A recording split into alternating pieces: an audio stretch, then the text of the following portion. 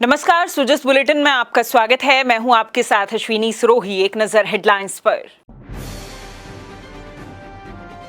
प्रदेश में paper leak mafia पर हो रही सख्त कार्रवाई। मुख्यमंत्री ने कहा, युवाओं के सपने तोड़ने वालों को बख्शा नहीं जाएगा।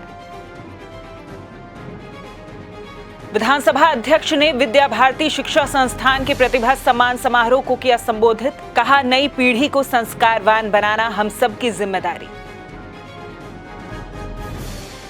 राजस्व अर्जन में नया रिकॉर्ड कायम करने जा रहा राजस्व विभाग। वित्तीय वर्ष की पहली तिमाही में 1977 करोड़ का राजस्व हुआ जमा।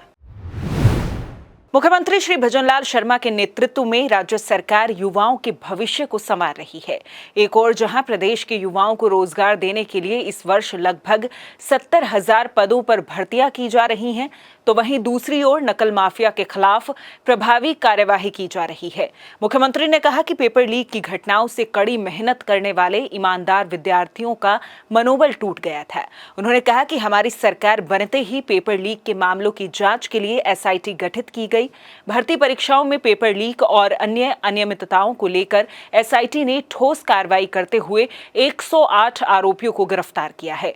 मुख्यमंत्री ने कहा कि युवाओं के सपने को तोड़ने वालों को बख्शा नहीं जाएगा। आए दिन होने वाले पेपर लीक होते थे, उनकी घटनाएं किस तरह की होती थी। कड़ी मेहनत करने वाला वो विद्यार्थी, गांव और ढाणी से आने वाले विद्यार्थी वो रोता था, क्योंकि वो पेपर की तैयारी करता था। पिताजी उसके पेपर की तैयारी कराने के लिए उसको हॉस्टल दिलाते थे, उसको कोचिंग कराते थे, लेकिन आए दिन जिस तरह से आप देखते थे पेपर लीक हो जाते थे। आपने देखा होगा, हमने हमारे संकल्प पत्र में वायदा किया था कि किसी भी पेपर को लीक नहीं होने देंगे, और जिस तरह से पेपर लीक हुआ है उनको हम बख्शेंगे नहीं। आपने देखा होगा लगभग 108 लोगों को गिरफ्तार किया गया है। ये वो लोग हैं जिन्होंने युवाओं के सपनों को तो चकनाचूर किया। उन्होंने उस गरीब बच्चे के सपनों को चकनाचूर करने का काम किया, और हमने जनता के बीच में कहा था कि ऐसे लोग जिन्होंने उन युवाओं के सपनों को चूर चूर किया है, हम उनको छोड़ने वाले नहीं हैं। और अभी आप देखते जाइए, अभी तो 108 गिरफ्तार हुए हैं। आने वाले समय में कोई भी हो, कैसा भी हो, किसी को बख्शा नहीं जाएगा। और हमने कहा कि हम एसआईटी गठित करेंगे, हमने वो गठित भी कर दिया और उन्होंने काम भी पूरा करना प्रारंभ कर दिया है। विधानसभा अध्यक्ष श्री वासुदेव देवनानी ने कहा कि समाज में परिवर्तन लाने के लिए नई पीढ़ी को संस्कारवान बनाना हम सब की जिम्मेदारी है। उन्होंने कहा कि नई पीढ़ी को राष्ट्रीयता, देश प्रेम और मूल्यों की शिक्षा देकर हम 2047 तक विकसित भारत का संकल्प पूरा कर सकेंगे। विधानसभा अध्यक्ष रविवार को कोटा में विद्या भारती शिक्षा संस्थान के प्रतिभा सम्मान समारोह को मुख्य अतिथि के तौर पर संबोधित कर रहे थे। उन्होंने कहा कि आज पूरा विश्व भारत की ओर देख रहा है और देश का नेतृत्व सक्षम हाथों में है। हमें रोजगार परक शिक्षा देने के साथ ही संस्कारवान बनाने वाली शिक्षा देने की जरूरत है। विधानसभा अध्यक्ष ने कहा कि विद्या भारती में छात्र छात्राओं को संस्कार दिए जाते हैं और उन्हें अच्छे नागरिक बनाने का प्रयास किया जाता है। आतंकवाद, जातिवाद, भाई भतीजावाद और भ्रष्टाचार से लड़ने के लिए वर्तमान में विद्या भारती के संस्कारों की आवश्यकता है। श्री देवनानी ने कहा कि एक पेड़ मां के नाम अभियान के तहत अधिक से अधिक पौधारोपण कर पर्यावरण को बचाने की मुहिम शुरू की गई है। इस मुहिम में सभी भागीदार बने। ऊर्जा मंत्री श्री हीरालाल नागर ने कहा कि राज्य सरकार प्रदेश में सोलर सेक्टर को बढ़ावा दे रही है। हमारा प्रयास है कि राजस्थान सौर ऊर्जा उत्पादन के साथ ही सोलर उपकरणों की असेंबलिंग और मैन्युफैक्चरिंग का हब बने। उन्होंने कहा कि इस संबंध में उद्यमियों के सुझावों के आधार पर नीति और नियमों में संशोधन की आवश्यकता हुई तो भी सरकार प्राथमिकता से विचार करेगी। ऊर्जा मंत्री आज राजस्थान इंटरनेशनल सेंटर में राजस्थान सोलर एसोसिएशन की ओर से आयोजित भारत सोलर कंपोनेंट एक्सपो में संबोधित कर रहे थे।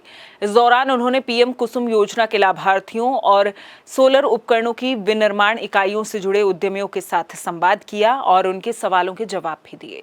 श्री नागर ने कहा कि स्थानीय स्तर पर ही सोलर कंपोनेंट मैन्युफैक्चरिंग यूनिट्स के लगने से solar panel, solar cable, aluminium structure आदि की निर्माण लागत में कमी आएगी और युवाओं को इस उभरते सेक्टर में रोजगार के बेहतर अवसर मिल सकेंगे। उन्होंने कहा कि सौर ऊर्जा भविष्य की जरूरत है और हमारे प्रदेश में सोलर एनर्जी के क्षेत्र में निवेश की अपार संभावनाएं हैं। राज्य का माइंस विभाग राजस्व अर्जन में इस साल नया रिकॉर्ड कायम करने जा रहा है। माइंस एंड पेट्रोलियम विभाग की शासन सचिव श्रीमती आनंदी ने बताया कि वर्ष 2024-25 की पहली तिमाही में पिछले वर्ष के मुकाबले 13% ग्रोथ के साथ राज्य सरकार को 1,977 करोड़ 26 लाख रुपए का राजस्व जमा हो गया है। पिछले वित्तीय वर्ष की पहली तिमाही में 1,746 करोड़ 55 लाख रुपए का राजस्व प्राप्त हुआ था। एसएमई कार्यालयों में जयपुर तिमाही लक्ष्यों की तुलना में 112.37% लक्ष्य प्राप्त कर प्रदेश में पहले पायदान पर पहुंच गया है, जबकि भीलवाड़ा और भरतपुर एसएमई कार्यालय दूसरे और तीसरे स्थान पर रहे। उन्होंने बताया कि खान विभाग द्वारा इस वित्तीय वर्ष में राजस्व अर्जन का नया रिकॉर्ड बनाया जाएगा। सरकारी राजस्व की छीजत रोकने, राजस्व बढ़ाने के लिए विभागीय मॉनिटरिंग व्यवस्था को मजबूत करने और नियमित समीक्षा के चलते ये सफलता मिली है। उन्होंने कहा कि योजनाबद्ध तरीके से मिनरल ब्लॉकों की ई नीलामी, अवैध खनन गतिविधियों पर कार्यवाही में तेजी, नियमित मॉनिटरिंग और आपसी समन्वय से लक्ष्यों से ज्यादा राजस्व प्राप्त किया जा सका है। खबरें अभी और भी हैं, लेकिन उससे पहले देखिए एक छोटा सा ब्रेक। राजस्थान सरकार से जुड़ी महत्वपूर्ण जानकारी आपको मिलती है सुजस ई बुलेटिन, सुजस वीडियो बुलेटिन और सुजस आवाज पॉडकास्ट पर। इसके लिए फॉलो करें हमारे YouTube channel @DIPR Rajasthan official, Facebook page और X हैंडल DIPR राजस्थान, या डाउनलोड करें सुजस मोबाइल ऐप।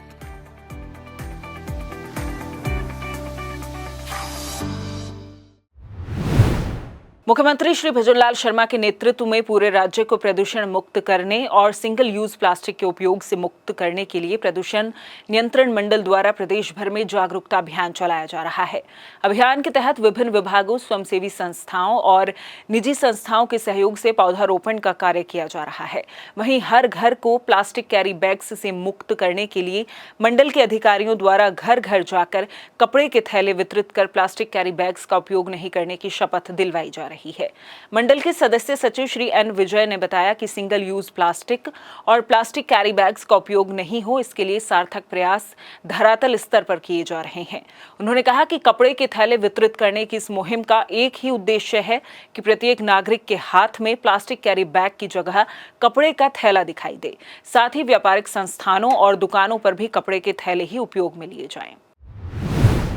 प्रदेश में मानसून की मेहरबानी जारी है। पिछले 24 घंटों में पूर्वी राजस्थान के विभिन्न हिस्सों में मूसलाधार बारिश हुई है। खासतौर से भरतपुर जिले के भुसावर, उज्जैन और वैर तथा दौसा जिले के बांदीकुई और सिकराय क्षेत्र में भारी वर्षा दर्ज की गई है। मौसम विभाग द्वारा जारी बुलेटिन के मुताबिक आज उत्तर पूर्वी राजस्थान के ऊपर एक परिसंचरण तंत्र बना हुआ है और monsoon trough line Jaisalmer, Chittorgarh से होकर गुजर रही है।